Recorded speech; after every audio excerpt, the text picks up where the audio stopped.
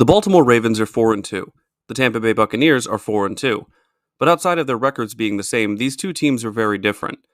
After taking the Buccaneers to the playoffs last year, Baker Mayfield was rewarded with a new contract and opportunity for a fresh start in Tampa Bay, one that he has taken full advantage of and has worked out great so far for both parties involved as they lead the division and look like a strong playoff contender in the NFC South. The Ravens have won 4 games in a row after dropping their first 2 to start the season.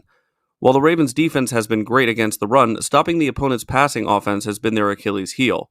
On offense, the combination of Lamar Jackson and Derrick Henry has proven to be more than a match for most teams the Ravens have faced this season, and in the rare instance that doesn't work, the Ravens' passing game has come forward in a massive way to make up the difference. For a second year in a row, the Ravens seem to only be facing good teams with winning records, but such is the life of the NFL team with Super Bowl aspirations. We've got a lot to talk about for this Monday night matchup, so let's get to it.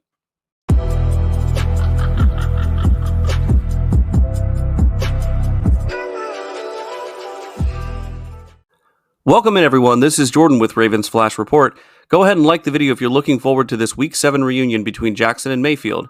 Subscribe if you're new around here, and comment down below your thoughts on this upcoming Monday night game. Also, don't forget to stop by for my live post-game reaction when the game is over. I'm going to start things off right away by going over Baker Mayfield's season stats, along with his best and worst performances through the first 6 weeks. The first thing most Ravens fans will notice that haven't been paying attention to Baker's season are his 70% completion percentage, his nearly 1,500 passing yards, and his league-leading 15 passing touchdowns. These are good things to notice as right now Baker is on pace for by far his best season statistically in most areas. His best individual game this season came in Week 1 in a 37-20 win against the Washington Commanders. Baker went 24 of 30 for 289 yards, 4 touchdowns, no interceptions, and a passer rating of 146.4. On the other side of that coin, Baker's worst game came in Week 3 against the Denver Broncos. Baker still went 25 of 33 in that game, but for only 163 yards, 1 touchdown, 1 interception, and by far his lowest passer rating at an 83.3. Also, it feels important to note that in that loss, Tampa Bay only scored 7 points, and Baker was sacked 7 times. Definitely something that Chuck Smith and this Ravens defense will be keeping in mind. Now let's move on to Lamar Jackson's stats through the first 6 games. Not only does Lamar Jackson have more passing yards than Baker, he also has 403 rushing yards, which makes him 8th in the league, tied with Arizona running back James Conner. Despite the 0-2 start to the season, Lamar over the last 4 games has averaged a 70% completion percentage for 1,009 yards, throwing 8 touchdowns to 1 interception with an average passer rating of 124.6. Lamar's best game is hard for me to pin down, but it's probably the win over Buffalo, where he completed 13 of 18 passes for 156 yards and 2 touchdowns with no interceptions. He also added 54 yards and a touchdown on the ground on 6 rushing attempts. Lamar's worst game of the season was undoubtedly Week 5 against the Raiders, where he had his lowest completion percentage, his lowest passer rating, and he was sacked twice in Baltimore's home opener. Moving on from the quarterbacks, let's jump into each team's run game to get an idea of how this matchup might look on the ground. The Buccaneers before Week 6 were averaging 108.8 yards per game, but after exploding for 277 yards on the ground against the Saints in Week 6, that average has jumped to 136.8 per game and ranked 8th overall with 821 yards. In that Week 6 game, Baker Mayfield, Bucky Irving, and Sterling Shepard combined for 141 yards. The other 136 yards came on 14 carries from second-year running back Sean Tucker. To say that last week's performance was a career game would be the understatement of the year, as before this game, Tucker only had a total of 17 carries for 30 yards. The Ravens will not only have to be on the lookout for Tucker and Irving in this game, but potentially the return of Rachaad White, who was out last week. The Ravens' run game, unsurprisingly, runs through Derrick Henry, who leads the league in both yards with 704 as well as rushing touchdowns with 8, meaning that through 6 weeks, Henry is averaging over 117 yards per game and 1.3 rushing touchdowns per game. The second leading rusher on this team is, of course, Lamar Jackson, who I mentioned earlier has 403 rushing yards and 2 rushing touchdowns through the same 6 games. The third rusher on this team is Justice Hill, and while he does serve as a change of pace back for Henry, his usage is more geared towards pass blocking on third downs and as a receiving threat out of the backfield, both of which he is quite adept at.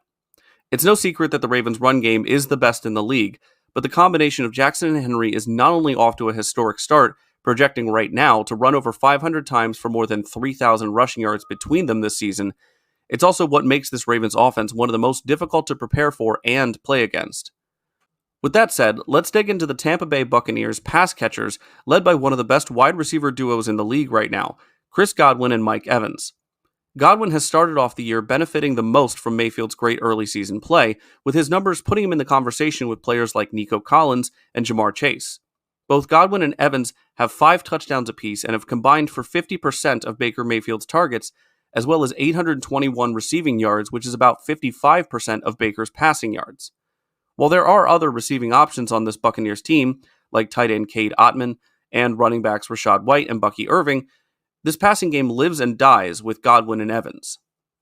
For the Ravens, it's clear that Zay Flowers is the number one target in this receiving game, especially after last week's game against the Commanders, where he hauled in all 9 of his targets for a career-high 132 yards. Beyond Zay, however, the distribution of targets is a lot more even than it is with the Buccaneers, and that was also on full display against the Commanders last week. Through the first 6 weeks, 6 different Ravens have over 100 yards receiving, and 7 have caught touchdowns. The Ravens' last 2 games against the Bengals and Commanders showed us that if the running game is not as dominant as we're used to, the passing game is more than enough to make up for it. So now we have to ask ourselves the question of whether or not the Buccaneers' defense can handle this Ravens offense. The pass defense is ranked 28th in yards allowed with 1,514 on the season, but 7th best in allowing only 6 passing touchdowns.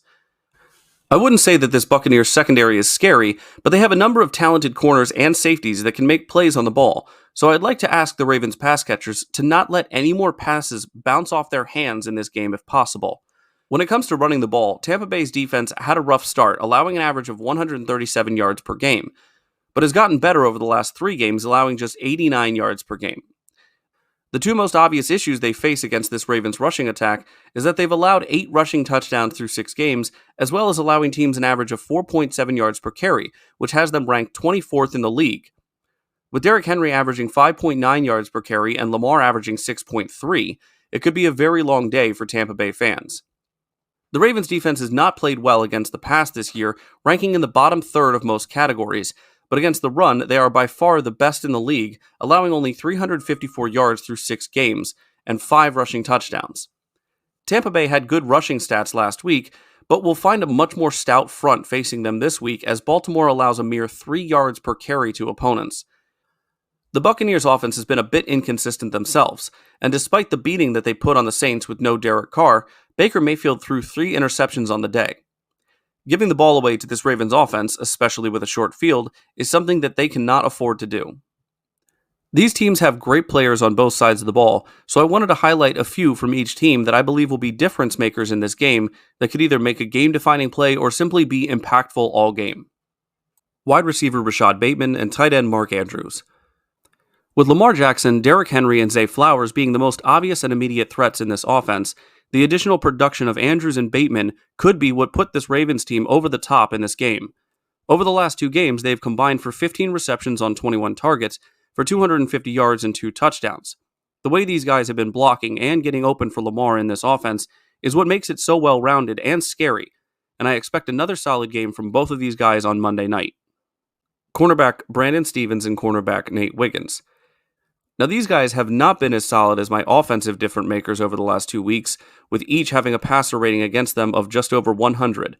But with Chris Godwin and Mike Evans on the other side, these 2 will need to have good games.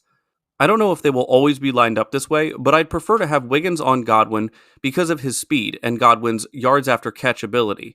Evans is a bigger target, and it will be tough on Stephens, but with his physical playstyle, he matches up well with Evans. With these receivers being the most targeted on this team by far, there should also be plenty of opportunities for Stephens and Wiggins to make a play on the ball. Wide receiver Chris Godwin and wide receiver Mike Evans. It might not be a surprise or very original, but it's the truth. If Tampa Bay wants to win this game, they have to outscore the Ravens' offense, and their best players to do that are Godwin and Evans. I already brought up their disproportionate usage earlier, but it makes sense to keep going with what's working. I mentioned for the Ravens difference makers that over the last 2 weeks they have made major contributions to the team. Well, these 2 Buccaneers have caught 23 of their 32 targets for 285 yards and 4 touchdowns. If the Ravens want to win this game, then they're going to have to try to limit the damage of these 2 receivers and get pressure on Mayfield. Linebacker Lante David and defensive tackle Vita Vea. Over the past 2 weeks, David has a stat line that reads 17 tackles, 12 of which solo, 1 sack, 2 pass defenses, and an interception for 7 yards. Vay's line looks like 6 tackles with 2 sacks, 1 in each game.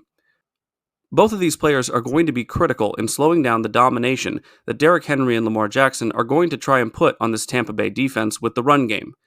The secondary is good for this Bucs team and has had 2 interceptions and 12 passes defended over the last 2 games, but the Ravens' game plan and playstyle starts with establishing the ground game, and both David and Vay are going to be integral in combating that effort against Baltimore. The Ravens have scored 106 points over their last 3 games, scoring at least 30 in each, and they will have to stay that locked in to stay in front of a Buccaneers team that has scored 114 points over their last 3 games. Last week's game against the Washington Commanders was not the high-scoring shootout that many thought it would be, but I would be surprised if these 2 teams don't combine for at least 60 points in this game. We know Lamar Jackson shows up in primetime games boasting a 13-4 record in them over his career.